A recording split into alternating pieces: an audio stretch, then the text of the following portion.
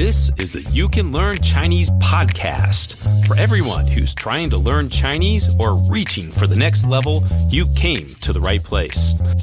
I'm your host, Jared Turner, longtime resident of Shanghai, China, co-founder of the Mandarin Companion Graded Reader Series, Chinese blogger, and excellent at parallel parking.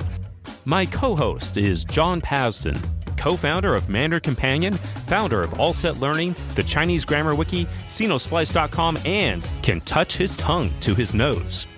On this episode, John and I discuss the concept of Chinese power struggles, accents in Chinese, and something concerning to me, the dropout rate in university Chinese programs.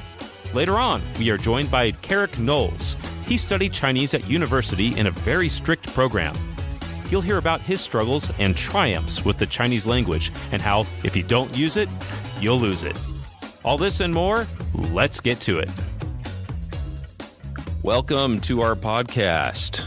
I'm Jared Turner. Hey guys, I'm John Pasden. John, you're speaking from Shanghai right now? Yes, I'm sorry. I'm not in a recording studio, so if I sound not quite as clear as last time, it's because, Chinese internet. Yeah, that's right. And I'm from sunny Utah. John, you're in your new office there, I understand, and you're right in Zhongshan Park in Shanghai. And so we have the metro right outside your window, right? It's nighttime here, and the trains are running. So Gerald, fine. Gerald's Jared, whatever. It's all cool. I have a friend named Gerald. I saw him when I went home last. All right, anyway. You know, funny, my grandma always spelled my name with a G, Gerard. I don't know why. She had like some Uncle Gerard, and she always called me Gerard. And not called me, she called me Jared, but spelled it Gerard. And I'll just call you Gerard. Got it. Okay. Just like people call me Jonathan, I'll call you Gerard. I call you Johnny. Okay. So one of the topics that I like to talk about is language power struggles. It's one of the ones that featured prominently on Sinosplice, and it's one of the topics that people think of when they think about some of the articles I've written over the years.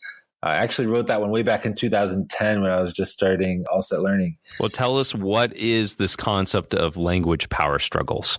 So if you're in China and you're here in China to practice Chinese, then naturally you're going to try to use Chinese with various locals that you meet, right? Just like most beginners, your Chinese is going to be terrible. You know, you're doing your best. You can't be fluent right off the bat. You're going to make a lot of mistakes. People won't understand you all the time. And you expect that, and you're just going to struggle through it, right?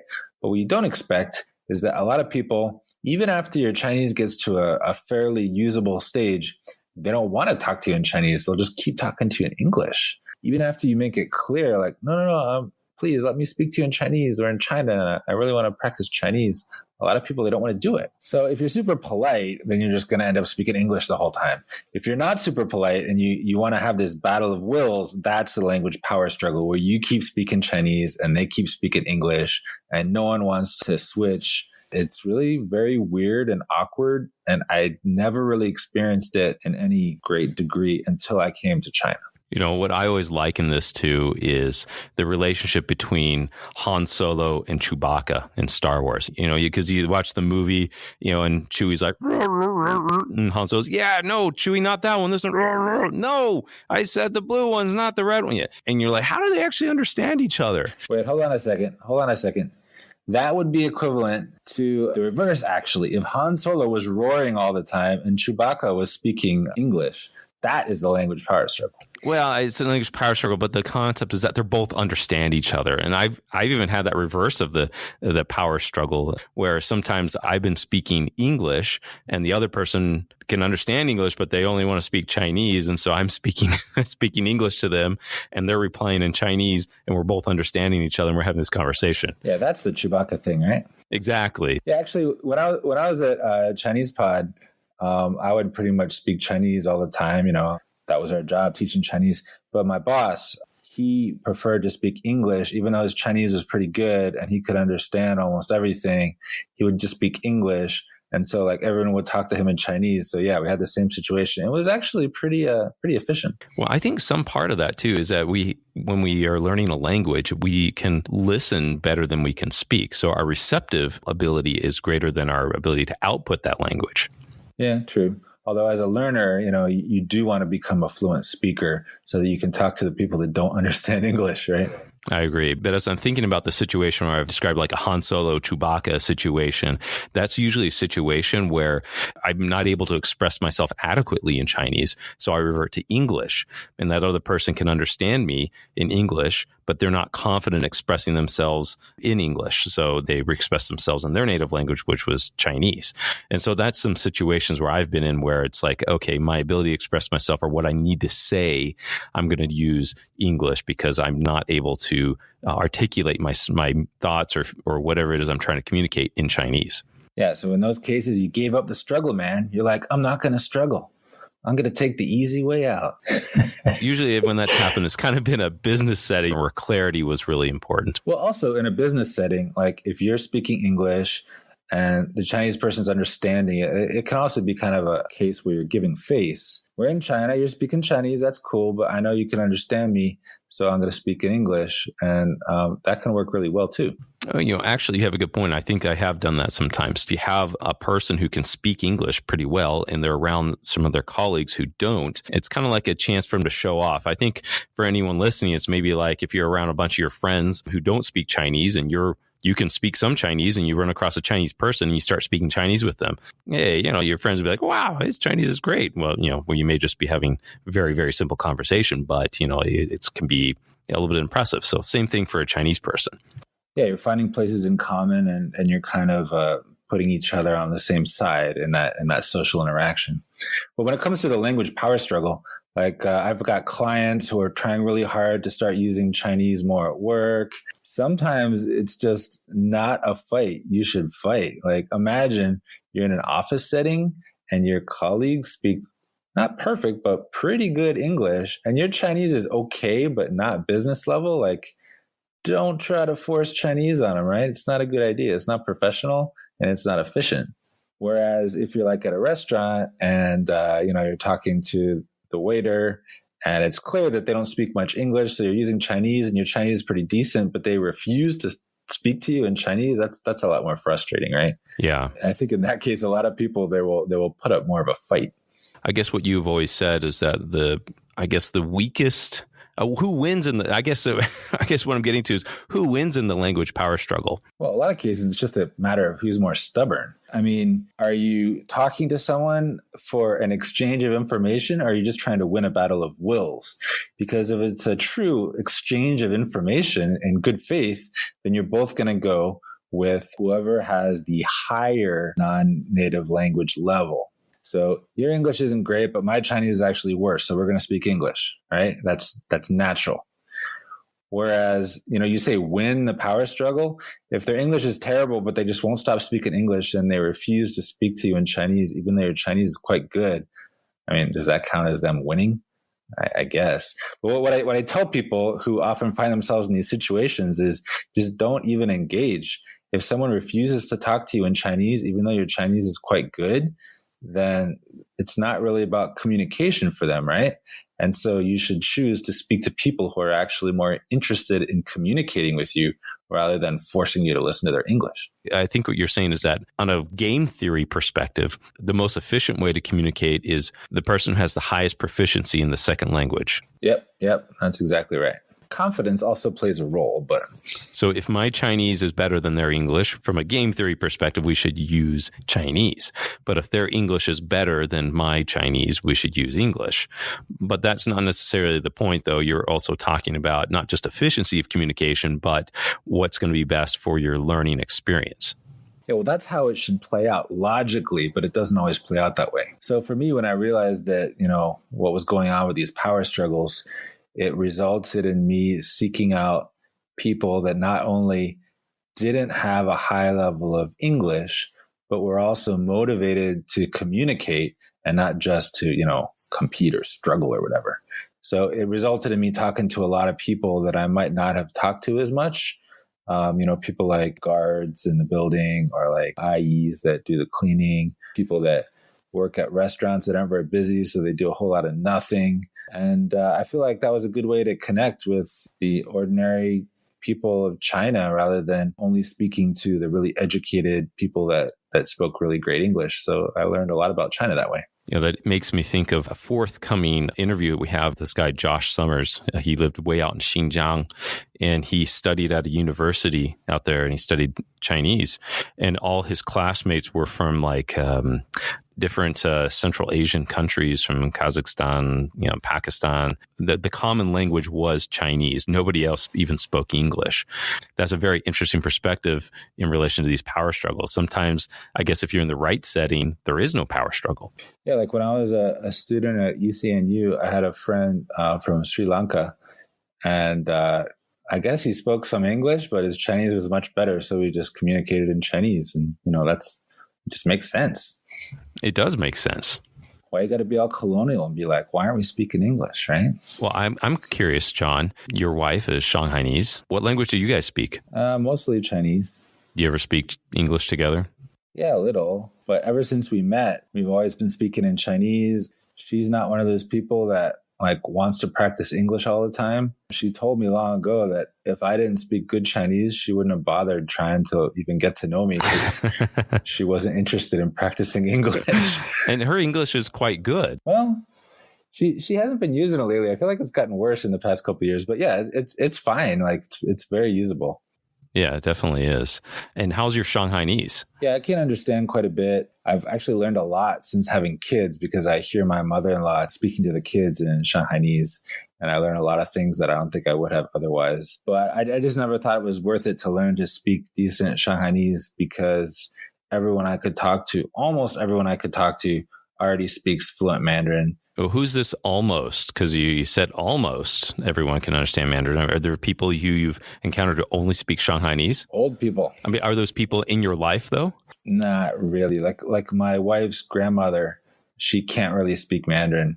She just speaks Shanghainese. Maybe she makes her Shanghainese a little more Mandarin-like. I don't know. It just sounds like Shanghainese to me. Huh. Interesting. And so I can kind of communicate with her because she slows down with her Shanghainese, but I don't see her a whole lot, Hey, how old is she? I think she turns 99 this year. 99? Yeah, man. It's that Shanghainese longevity. Wow, that's amazing. I think that's a good point to bring up, is that there are a lot of areas in China where there's a generation who didn't really learn to speak Putonghua, or, the common language, which is, standard Mandarin.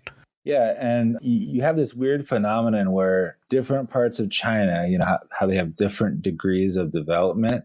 It feels like a time warp. Like you go from a first tier city to a second tier city to a third tier city, and it feels almost like you're going back in time.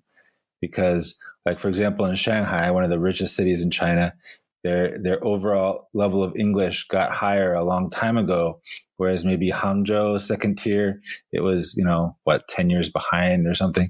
And then if you go third tier, you're going, even further back in terms of development, which of course affects their level of education, foreign language, all that. Well, I think this also plays into something else that I wanted to talk about, is in relation to accents, because we have these areas.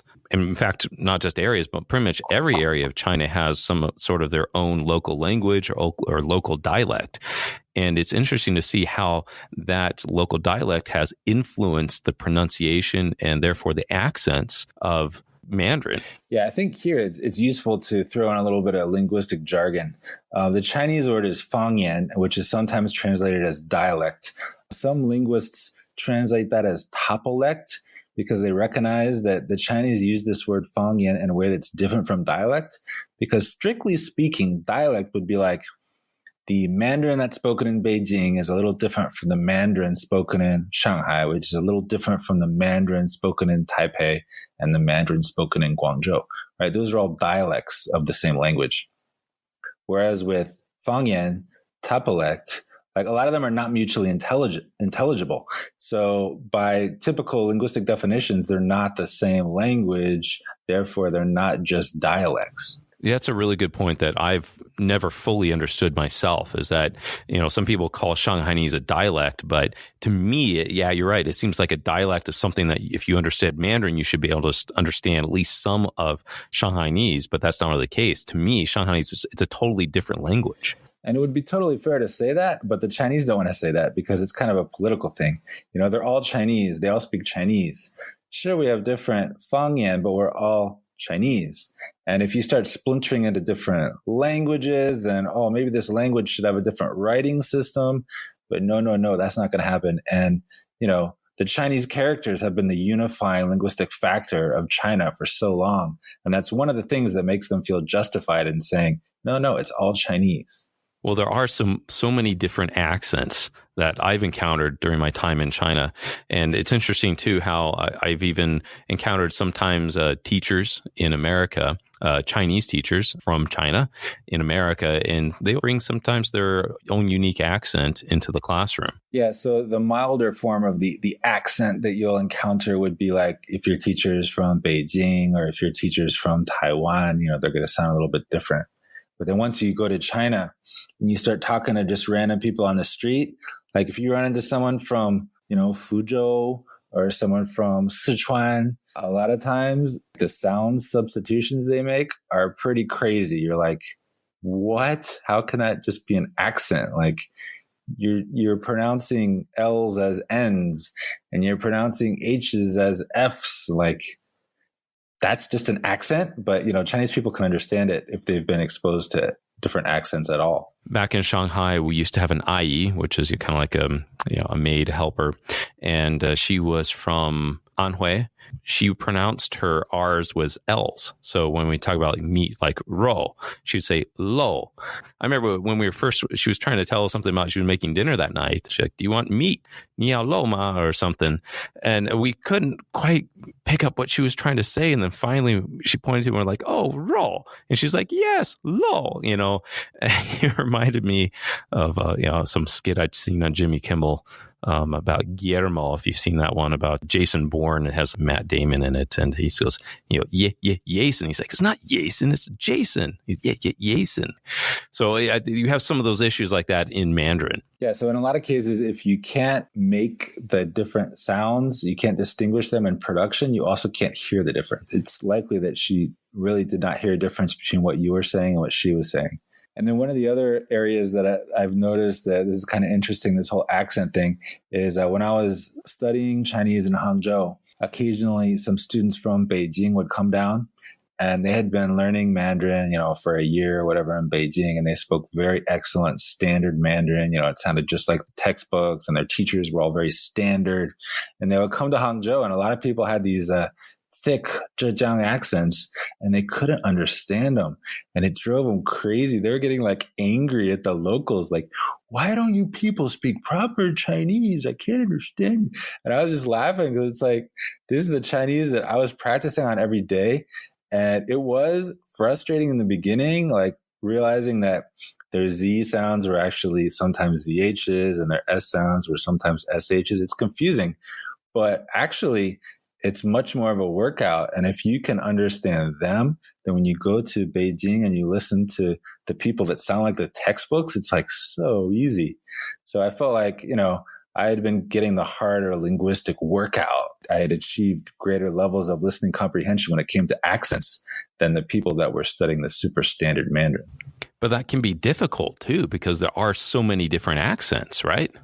Yeah, I mean, that's why it's a good idea to travel around a lot and to just talk to people from all over China. I feel like I've pretty much encountered all the major accents because they can be kind of broken down into linguistic families of these fangyan, these topolects. But yeah, there's all kinds of crazy accents. It really adds to the diversity and the interestingness of the language. When I was traveling with my brother, we went to Guizhou province and we flew into Guiyang, which is kind of one of the major towns there. And we traveled to one of the ancient villages, Qingyan. It's a guzheng. It's like an ancient city. It was built in the back in the 1300s. It was very, very cool. If anyone ever want to travel around there, it's definitely worth the visit. As we were walking through this ancient village, it started to rain. And so we went down this little alley. We found shelter under this little kind of, I don't know how to put a little gate door frame area. And this 80-something-year-old lady came out, this ancient village. It still has lots of residents in it. And she started talking to us, but I could not understand what she was saying. It was so hard to make sense of what she was saying. But there was another Chinese guy there, and he was listening to her speak Mandarin, and he would tell me what she was saying in Mandarin. So it was like he was translating her accent to me. And I was like, oh, and then I would respond to her in Mandarin, and then she'd say something back to me. Then he would, kind of like, again, translate the accent back to standard Mandarin for me. But was she even speaking Mandarin? She might not have been speaking Mandarin at all. She was.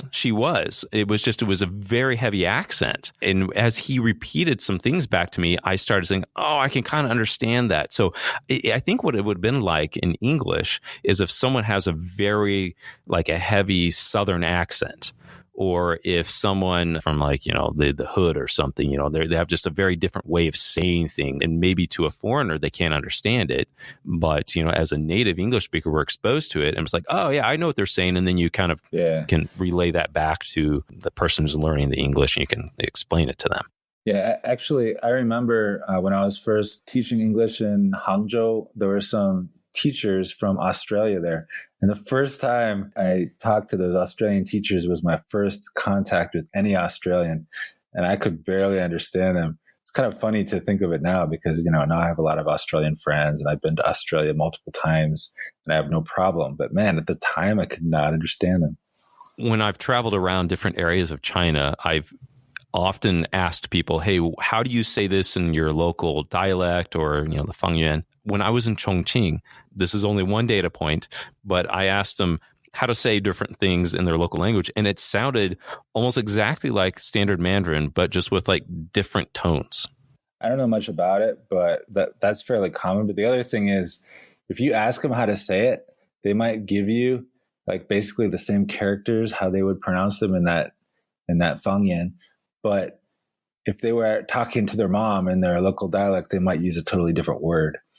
Like some people aren't really used to translating it, and they kind of give you what you want to hear rather than what they would actually say. It's complicated, man. I remember back when I worked in market research, I worked with an agency and we often did research projects for all over China. And it was just so difficult because you go into some of the different areas, there's large chunks of population that don't even speak standard, or the majority don't speak standard Mandarin. And so you'd have to recruit people to do interviews or to do things from the local area. And it can be just really challenging. So that's one of the challenges about doing business, or really, some things in China is that, the population is not homogenous. But, in the past 20 years, the population has really become a lot more standard in its use of Mandarin. This is one thing that linguists are decrying quite a bit these days, how these local Fangyan, these topolex, these dialects, they're dying out. And young people, maybe they can understand them, but they're not really speaking them. And everyone's just speaking Mandarin. So it makes communication easier, especially for students. But it is kind of sad that the linguistic diversity is kind of dwindling. I think it's time to mention our sponsor for this episode. Our sponsor is, ding, ding, ding, Mandarin Companion. Yay. If you guys don't know, Mandarin Companion is actually something that John and I started. We publish easy-to-read novels in Chinese. Our level 1 uses 300 basic characters. So if you've been studying Chinese for, John, what do you say, how long? Like in a typical university course, maybe about a year, but it depends on how good a student you were. If you weren't such a great student, maybe 2 years. And I'll just plug one specific book, The Secret Garden. It's 300 characters. Actually, that book only uses 291 unique characters in it, comprising about 400 words. And the book is about 10,000 characters long. So you got a lot of repetition, great to pick up grammar patterns. And it really helps solidify fluency. And it's an actual story. Yes, much better than that article in your textbook about opera masks. Now, in our upcoming interview, we have Kerric, and he studied Chinese at university. He had teachers that were very strict. And the one thing that I think is interesting to point out, he said at the beginning, they had 3 classes of about 30 students apiece. So you had about 90 students who started studying Chinese in the program. But once they finally got to the 300 level class, there was only one class with about 15 students in it. So we had a very high attrition rate there. So looking at 80-85% attrition. John, to you, what does that say about a program? I think it's totally normal. And And the reason is a lot of universities only require 1 year of foreign language study. If you're studying Chinese for 1 year, you might have never planned to study more than that. And maybe you'll stick with it for that whole year. Maybe you won't. But even if you stick with it, if you don't like totally fall in love with it and you've got some other major with all kinds of, demands on your time, it doesn't make sense for most people to use that as their elective if they're not, totally in love with language learning. What I'm going to suggest might be a little different is that I don't think it should be normal. When we look at other languages that are taught, you typically don't have attrition rates at that high. Some of my thoughts about this is a bit of the teaching style that is brought into some university programs. Because as Kerric, you'll hear in the interviews, his professors were very strict. They were like, this is the way. It just piled on the homework with not much discussion about, hey, what was best for the students and what is the best way for them to learn? I can understand that, but I think it goes deeper than that. It gets really into the meat of the language. So if you compare Mandarin with Spanish, Spanish, the pronunciation is not too bad. Obviously, you don't have tones. You don't have too many totally foreign sounds that you have to learn. You just kind of have to get used to stringing certain sounds together that you might not normally. And the thing with Chinese is, if you want to reach, the level of like being able to read literature by the 4th year of the program, you have a lot to learn. And unfortunately, a lot of that is characters. So that's why they start cramming the characters down your throat so early. That brings up a very good point. I had talked to a Chinese teacher named Grant Brown. His perspective as a Chinese teacher is that he needed to give his students little wins along the way. 5 years down the road, you might be able to read a book. It wasn't very motivating. It's not good enough for a lot of teachers. And that he had to look at ways to engage students now and to help them feel some of the progress. Because otherwise, it's like, okay, you're studying characters, you're going through the course, you're going through the book, and you're maybe improving on the test, but they know they're not getting better. The teacher knows they're not really getting that much better, and nobody really knew what to do. And he said because of that, he felt like a lot of students seemed to fall out of the program and they self-select out because it's like, this is so hard. I don't feel like I'm making any progress, and I don't really see the point of carrying on. And so one of his solutions was using the graded readers in the classroom. Once a student could actually work through a graded reader and say, hey, I actually, I've only been studying Chinese for maybe a year or a year and a half, but I can actually read a book in Chinese. That provided significant motivation for a student to continue and provided that sense of accomplishment that they needed. Yeah, I think that's really great. I don't think it's good to, force people to read boring stuff. The problem is if the end goal is totally inflexible, like if your university absolutely requires that you have to be able to read literature in the native language, or you have to be able to read a newspaper, and you only have this many hours, then it kind of forces the teachers to do things that they shouldn't be doing. Like if you compare that kind of result, like you can kind of struggle through some Lu Xun, but your spoken Mandarin is pretty bad. And then compare that to another option where everyday spoken Chinese is pretty good and you could read, but maybe not at the literate level. I think most people would choose the second one. But the problem is the universities don't let them do that.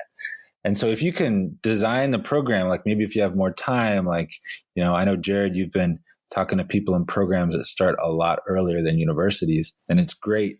I mean, you can't blame Chinese just because it has characters and it has tones. That's what makes it special.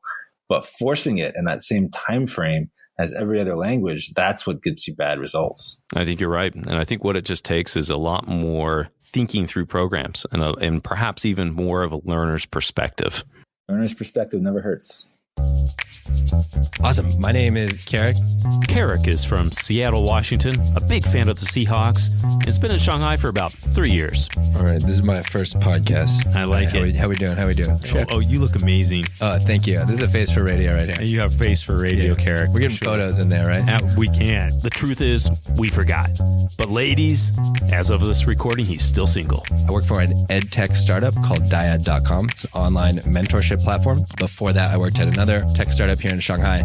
We've got a fun story on how we met, including a small plug for the sports league we played in. Then we'll kick to the interview. Stay tuned. And we met playing Ultimate Frisbee. Yeah, got a tournament coming up in Boracay Oh, boy, you go into that. Going to Boracay the end of this month. I'm super pumped for that. So anyone listening, that there is an ultimate Frisbee league here in Shanghai. Absolutely. And I got to actually represent Team China at Worlds last summer in Cincinnati. Did you? Yeah. 加油. That's cool. The community here is great. All over Asia Ultimate. It's fun to be able to travel to other cities, other places, and play Ultimate. I've been able to actually practice a lot of Chinese too with coworkers or teammates on the field and off the field. Let's do it. Started studying Chinese actually in high school because senior year of high school, I had to either take French 3, like a really hard teacher, Spanish 1 with freshmen, or Chinese 1 with seniors. And so that's kind of the first exposure that I had. That's interesting. You started studying in high school. You had other choices, but why did you end up choosing Chinese? Yeah, so it really was because I didn't want to continue with French and I didn't want to start Spanish. So you had been studying French? Yeah, I did 2 years of French. And then the third year was like this super hard teacher. It was like a completely different teacher, much, much more difficult. He took it very, very seriously. And I was not ready for that as a senior in high school. So hard French or Chinese? 1. Yeah, and I was like, boom, done, Chinese. How was that experience? It was great. It was really fun. A lot of the people in my class were seniors. The teacher was a little bit more chill. Some days we would just decide to go get Chinese food. My high school was actually very close to the International District in Seattle. So some days instead of class, we'd be like, let's just go eat food. Everybody order Chinese. That'll be class for today. Oh, so you were actually like practicing your Chinese at the Chinese restaurant? Yeah, absolutely. Oh, that's cool. So your teacher were they from China? Or? My teacher actually was not. He was from Tennessee. Oh. Doug Arnwine. Yeah, shout out to Doug. Go Doug. Yeah. And so he actually had studied Chinese in university and had lived here for a little bit. And so he kind of helped out to start this Chinese program going at my high school. So this guy's an American Chinese teacher. Yeah. After high school, did you go on to just continue studying Chinese in college? So I did. So after I graduated, I went to Western Washington University, and when I was there, I was signing up for classes. I was like, well, I've already done, Chinese 1 in high school. Let me just sign up for that in college. Pretty much the first 1 month of college Chinese was the entire year of high school Chinese. It was a fully, completely different level. But I did continue on to do 3 years of university level Chinese. I think mostly I was just too stubborn to give up. I put more effort into 1 Chinese class than like 4 business classes combined. Yeah. I imagine you have like projects and stuff. Yeah, it was intense. Did you major in Chinese or was it a minor? So it was my minor. I majored in international business and supply chain management, and then minored in Chinese. Well, I found that interesting because you were faced in high school with the prospect of continuing to study French, and it was going to get hard, right? Yeah. But then you went on to college and you studied hard Chinese, right? Yeah, I think maybe also a little bit of a more personal interest in Chinese culture, Chinese food, and kind of like Asia in general.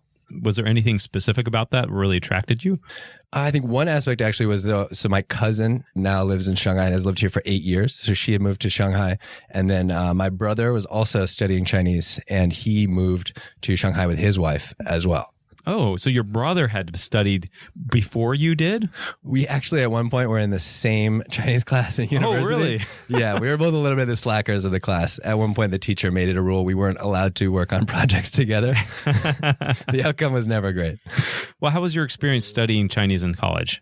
Everyone else was much more serious about it, I would say, than I was. I really enjoyed it, but it required just so much time and diligence and a lot of hours, straight hours, whereas I could really, bull my way around a business class. But my business classes, it was a lot easier to kind of figure out what you need to know and then, bull a bit, which is like just not possible for Chinese. So it's just much more hours than I put into any other class. How was the educational experience? I mean, you put a lot of time in, but what were your teachers like? What were your classmates like? A lot of my classmates were actually Americans who grew up in Chinese households. And so a lot of them could speak really well, but they were just more learning how to read and write. And that raised the bar a lot. In terms of the class itself, had super strict teachers, all from China. One was from Beijing. I think another one was also from Beijing, but they were very strict. Lots of homework, much more so than any other teacher that I had in university. What did you think about that? There was a lot of complaining in class, for sure. It was just interesting to see that there wasn't ever really a discussion about whether it was too much homework or if we could do it or not. It was like, you're doing this, get it done. Really? Yeah, it was much more strict than I think teachers and professors that I used to growing up in America. So it was kind of this is how it is and take it or leave it. Yeah.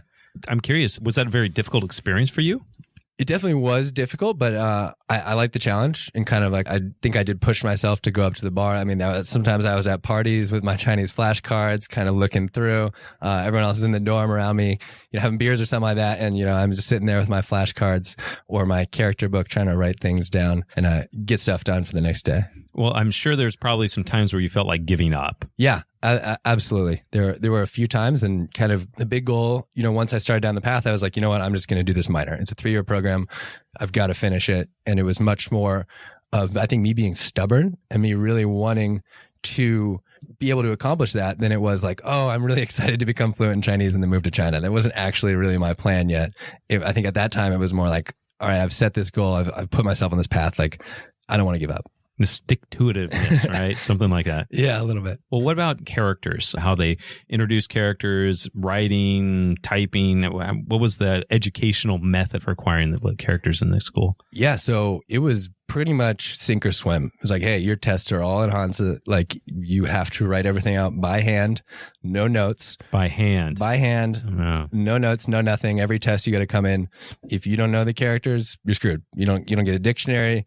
You don't get anything. And it was kind of like just put you right into the situation. And then we had character books that we had to, fill out or complete before each test. We'd have to turn them in. What do you think about that now? I love it. I'm a big fan of characters, actually. And to me, I'm a very visual learner. So I learn something much better once I see the character. And I'm like, oh, okay, that actually makes more sense than the actual sound of the word. So when I can see it written and I write the character by hand, it really sticks a lot more for me personally. Well, I think that's really interesting because a lot of times I talk to people, and when they get in an intensive program, especially when it requires handwriting, it's a very difficult program. And I've talked to a lot of people, they said a lot of friends dropped out of the program. What kind of an attrition rate did you have for dropout in the program? It was pretty high. So like the 100 level Chinese, I think there were 3 classes, 3 full classes, each with, I think, 30 plus students. And then by the time it was 300 level, it was, 1 class with like 15 to 20 people. Oh, wow. So, yeah, it was pretty high. A lot of people didn't make it all the way. So I guess that for you, that probably feels a little bit of an accomplishment that, hey, I saw this thing through. Yeah, it does feel like a good accomplishment, a big one. What would you do differently? Or if you were teaching a class, how would you do things differently or the same? That's a tough call. I think I would rely a little bit more on some apps and kind of some tools to help people to learn and to figure out what is the right study method for them and to build those habits. Because I think it was very much like, this is the textbook, this is what you need to learn, just do it. Mm-hmm. And instead, me studying on my own now, I have a lot of structure and systems and different apps that I've built that work for me. And so if I had been able to figure that out earlier when actually studying Chinese in university, I think I would have gotten more out of the class, and I think I would have done better. I had an interview recently with a guy who's a diplomat, and he went through the Foreign Language Institute, and he likened the school to a pump as opposed to a filter. And I think it was interesting because I've talked to a lot of individuals who've been in through programs like you, and it almost seems like it weeds people out, where their program isn't to weed anyone out, it's to get everyone through. Mm-hmm. And so I think that's an interesting perspective. I always like to ask someone who's been through that type of program. You had a big dropout rate. I mean, that's big. I mean, how many people would have continued to go through the program had they had maybe a different approach or a different support? I think definitely more would have, for sure. And I think it was that very much approach of sink or swim. Like, this is the system. We're not going to actually figure out what's right for each person or figure out how you specifically learn best or kind of help you to build the right habits or ways to memorize or learn these things or figure out kind of where you're falling off. Because there's, more so with Chinese, I think, than other languages, you can have different pain points, whether that's remembering characters, writing characters, sounds, pinyin, tones. Like, I think everyone struggles with maybe a different aspect. And so I think that's why sometimes maybe you do need to figure out a more unique system for yourself. You finished college. At what point did you end up here in China? That's a good question. So I made the huge mistake, and it is very true that if you do not use it, you lose it. So after 3 years of studying Chinese, then I finished my business classes. So 2 more years of business classes. And then I worked at Boeing for 2 years. So 4 years of just zero Chinese, zero practice, nothing. And then eventually I felt the need to kind of go abroad, to go to China, to figure that out and do something with my life outside of kind of working at this very boring, well-paying job in Seattle, but quite boring, gigantic company. And so I actually I quit my job at Boeing and I moved to Shanghai, stayed on my friend's couch, found a job. And I also found out at that point that, 4 years of zero practice, you come in really, really rusty after that. How was your experience now using Chinese in China versus in your setting in college? It's great. I think my ability to order food has definitely gotten much, much, much better. Something we didn't do too much in college. But I think also living in Shanghai, it is pretty easy to get by without using Chinese, without conversation level Chinese. And so I notice when I travel outside of Shanghai, when I go on trips and I'm forced to really figure situations out and communicate a real point to people, my Chinese gets much, much better. And so I think if I was living outside of Shanghai, then my Chinese actually would have improved much quicker. What about when you first got here? What did it feel like? You hadn't been speaking for 4 years and you got here and you're like, ah. I definitely was a little overconfident. I was like, oh yeah, I minored in Chinese. I got this. And then I get here and I'm like, oh wow, I don't remember any of this. It's really tough. And it was very difficult to get back on the bandwagon, if you will, back kind of like making progress and figuring out what type of system would work well for me to continue studying Chinese or to pick it up or to work with someone else. And like, it was difficult, I think, to get to the point where I felt like I was making real progress again. Well, how did you pick it back up? So I met with a tutor and I was kind of studying on my own out of a textbook. I didn't do any kind of real classes here, but honestly, for the first year and a half, 2 years here, I was not very serious about picking up more Chinese and kind of getting better. And so then about 6 months to a year ago, I really started putting myself into the right structure and building the right systems to actually make, massive improvements. Can you think of any breakthrough moments you had where all of a sudden Chinese, something just really clicked or made sense to you? A lot of around like, once you get to a certain level of recognizing characters, then you get to look at two characters that you've never seen in combination before and be like, oh, that makes sense. I actually know what that means. Like the other day, I looked at like Jun Shi, like punctual, and I was like, oh, Jun Bei to Jun, and like Shi Jian to Shi, and I like kind of could figure that out. Like, oh, you're prepared for time. All right, punctual. And so I think once you hit a certain level of characters, then you're able to form these new words with the ones you already know, which I think is very cool. And then I think you can kind of rapidly gain new characters and new words once you kind of hit that the inflection point. Well, how important do you think learning to read Chinese is to you and to your whole experience in China? To me, I think it is incredibly important. And, I think there's a lot of people that don't learn characters or just, use pinyin and go by verbal or spoken Chinese. And, to me, that it doesn't work for me at all. Like I said, I really have to see the characters, and I really enjoy being able to look at a whole paragraph or look at a sign or a menu and be like, wow, I actually know what this means for the most part. And so I think to me, it is incredibly important, the reading and writing aspect. And it's actually my favorite part about learning Chinese. If you could go back and you could do anything differently, what would you do differently? Number one is I would have continued to practice or study or learn after I finished my minor. It's like I said, 3-year intensive Chinese classes and then just nothing for 4 years. Absolutely nothing. My mom would always tell me like, oh, you're going to forget all your Chinese. Like you need to sign up for a class. You got to do something.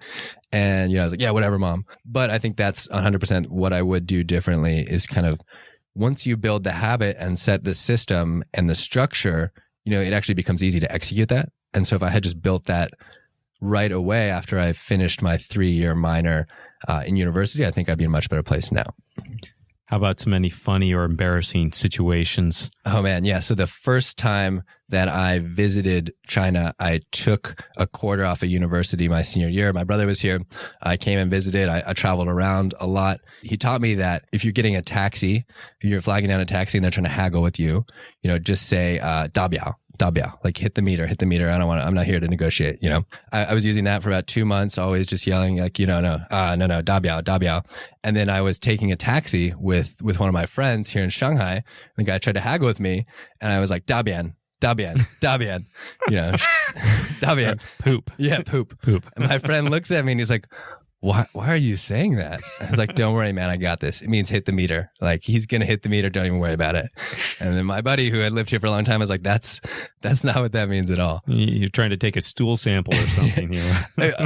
I guess it worked. Maybe that was just a good haggling tactic that they just didn't want to deal with this guy who kept yelling obscenities at them. But he put the meter down. It worked many, many times. Yeah, I think they're like, oh, crazy foreigners, whatever.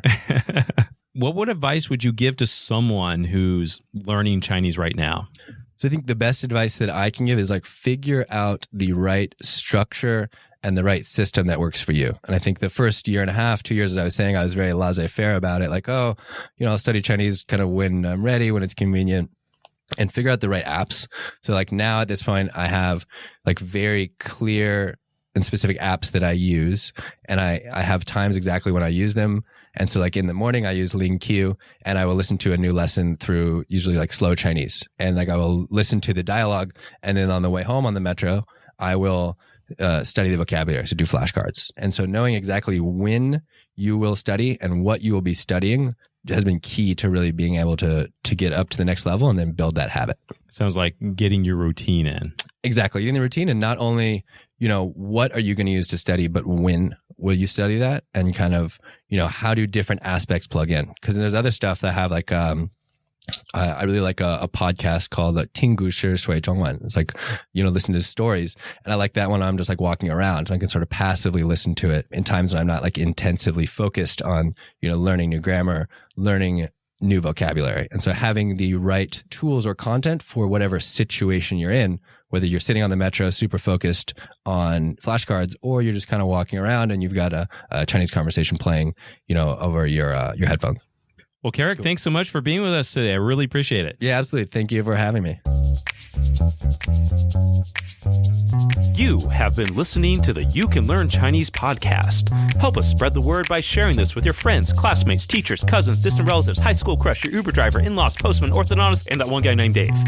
You can subscribe on iTunes or wherever you get your podcasts. And please write us a review so we know how we're doing. You can find us on Facebook and at mandarincompanion.com. The You Can Learn Chinese podcast is produced by myself, Jared Turner. I'd like to thank my co-host, the man, the myth, the legend, John Paz. See you next time.